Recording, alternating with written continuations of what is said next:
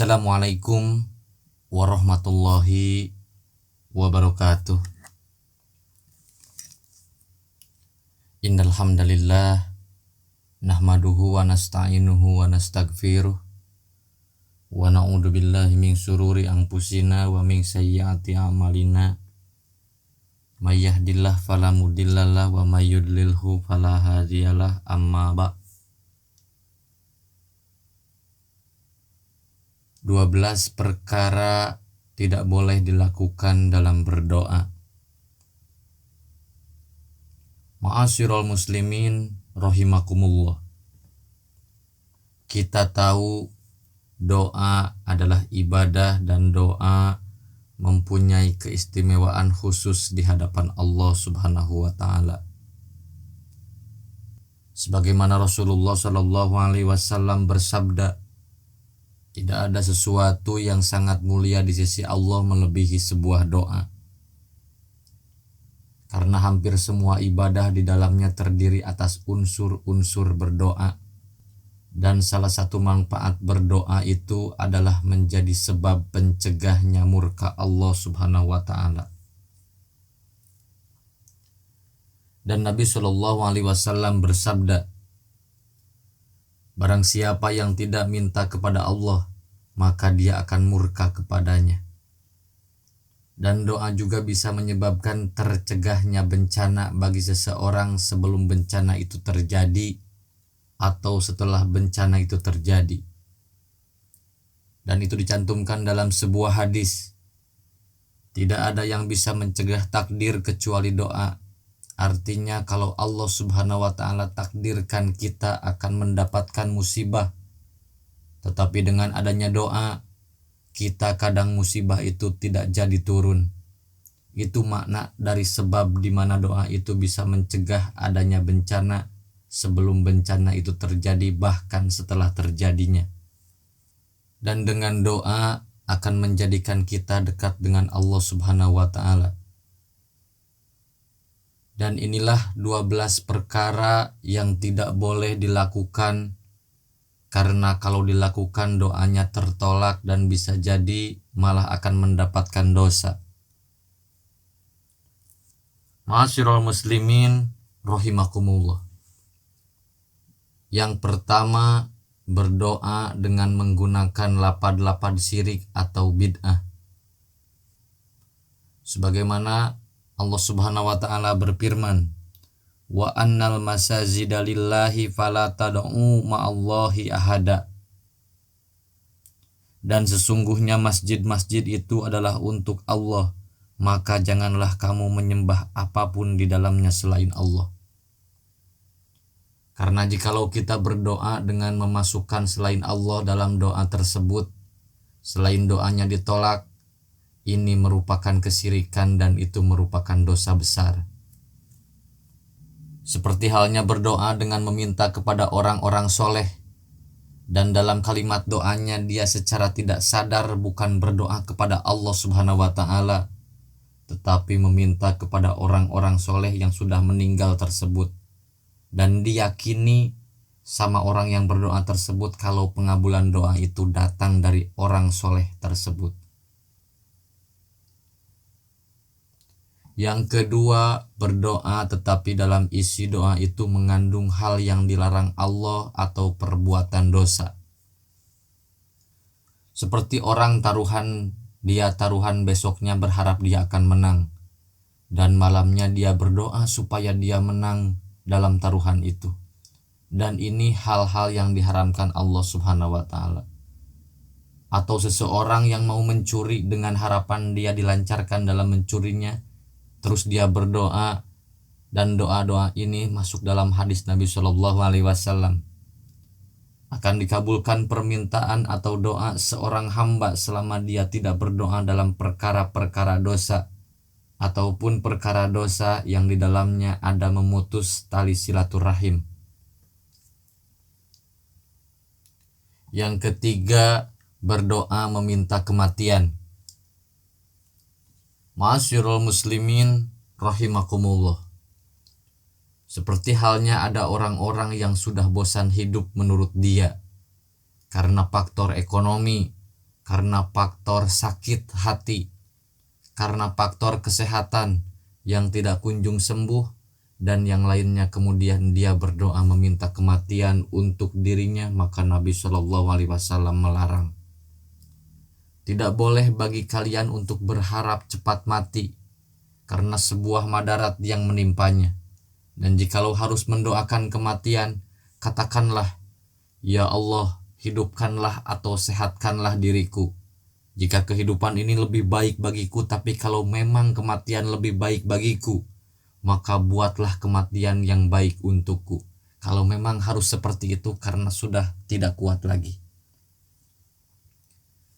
Yang keempat, mendoakan kehancuran kepada orang yang tidak berhak sebenarnya Allah membinasakan. Contohnya, orang ini tidak berhak Allah binasakan, tapi kita berdoa untuk orang ini supaya binasa, maka kita tidak boleh berdoa untuk orang lain dengan doa-doa yang buruk, untuk dihancurkan, untuk dibinasakan, untuk ditenggelamkan, sementara dia tidak layak untuk menerima itu.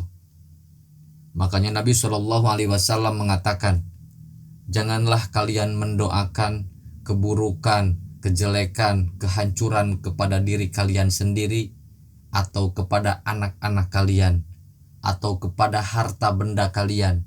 Janganlah sampai doa kalian bertepatan dengan waktu dikabulkannya doa, nanti akan menjadi kenyataan.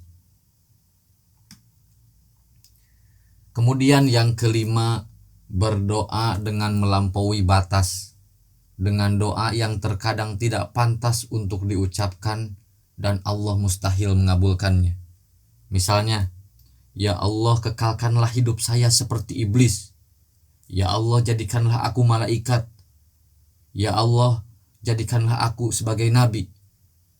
Doa-doa seperti ini adalah doa-doa yang tidak pantas, karena bagaimanapun doa ini tidak akan dikabulkan Allah. Makanya Allah Subhanahu wa Ta'ala berfirman, berdoalah kepada Tuhanmu dengan rendah diri dan suara yang lembut. Sesungguhnya Allah tidak suka orang-orang yang melampaui batas dalam berdoa. Yang keenam, berdoa dengan membatasi orang-orang tertentu dan mengharamkan bagi yang lainnya. Ya Allah, berikanlah rezeki kepada hamba dan keluarga hamba, tapi jangan kau kasih rezeki kepada si A, kepada si B, karena dia sudah menghinaku dan sebagainya. Itu tidak boleh. Yang ketujuh, berdoa meminta disegerakan hukuman di dunia. Disebutkan dalam riwayat dari Anas bin Malik radhiyallahu an, suatu hari Rasulullah menjenguk seseorang dari kaum muslimin yang sakit parah sehingga sampai kurus kering. Dan Nabi Shallallahu Alaihi Wasallam bertanya kepada orang yang sakit ini, apakah kamu sudah berdoa atau meminta sesuatu kepada Allah? Maka si fulan itu menjawab, ya, aku telah berdoa kepada Allah, dan ini doanya. Apa yang telah kau tentukan hukumanku di akhirat, segerakan saja untukku di dunia. Kemudian Nabi berkata, janganlah kamu berdoa seperti ini, kamu tidak akan kuat. Sebaiknya ucapkanlah Rabbana atina fid dunya hasanah wa fil akhirati hasanah wa qina adzabannar. Ya Allah, berilah kami kebaikan di dunia, kebaikan di akhirat, dan jauhkan kami dari azab neraka. Maka Anas radhiyallahu an mengatakan, setelah beliau mendoakan kepada Allah, tiba-tiba si fulan yang sakit itu seketika sembuh. Yang kedelapan, jangan berdoa yang kesannya main-main kepada Allah. Misalnya, ya Allah, ampuni aku jikalau kamu mau. Itu main-main dan mengejek. Sebagaimana sabda Rasulullah Shallallahu Alaihi Wasallam dari Abu Hurairah radhiyallahu an, tidak boleh dari salah seorang di antara kalian mengatakan, Allahumma gfirli in syi'ta. Ya Allah, ampunilah aku jika kau mau. Allahummarhamni in syi'ta. Ya Allah, rahmati jika kau mau. Hendaklah dia berajam kuat dengan doa, karena Allah tidak bisa dipaksa siapapun. Maka tidak boleh seseorang mengatakan seperti itu. Yang kesembilan, berdoa dengan cara mendetailkan permintaan. Ya Allah, saya minta mobil, kalau bisa Alphard, warnanya putih, yang keluaran terbaru. Ini tidak boleh. Doa itu harus singkat dan padat, tidak perlu dirinci sedetil mungkin. Kemudian yang ke-10, berdoa diselingi dengan musik. Kita sering mendengar berdoa yang diselingi musik-musik, biasanya di sebuah acara. Dan ingat, asal doa yaitu kita merendahkan diri kepada Allah. Dan kalaupun kita merasa sedih, merasa sahdu, bisa jadi itu bukan semata-mata isi doanya, tapi iringan musiknya. Maka sebaiknya doa jangan diselingi dengan musik. Kemudian ke-11, jangan berdoa dengan suara kencang. Sebagaimana dikatakan oleh Imam Ibnu Jarir dalam tafsirnya, ada seorang laki-laki mendatangi Nabi SAW dan berkata, "Ya Rasulullah, apakah Tuhan kami itu dekat atau jauh? Kalau dekat ya kita bisik-bisik, kalau jauh kita teriak-teriak." Maka Nabi SAW terdiam sampai turun ayat, "Wa idza sa'alaka ibadi anni fa inni qarib." Apabila hamba-hambaku bertanya kepadamu wahai Muhammad soal aku ini dekat. Yang terakhir, berdoa dengan yang mustahil dengan bertujuan untuk menyakiti orang. Contohnya, ya Allah, orang itu sudah menyakitiku dan nanti kalau masuk neraka kekalkan saja dia. Tidak boleh kita ini menghukumi orang supaya masuk neraka, kekal di dalamnya. Dan bisa saja orang yang mendoakan orang lain malah dia yang masuk neraka, dan yang didoakan malah masuk surga.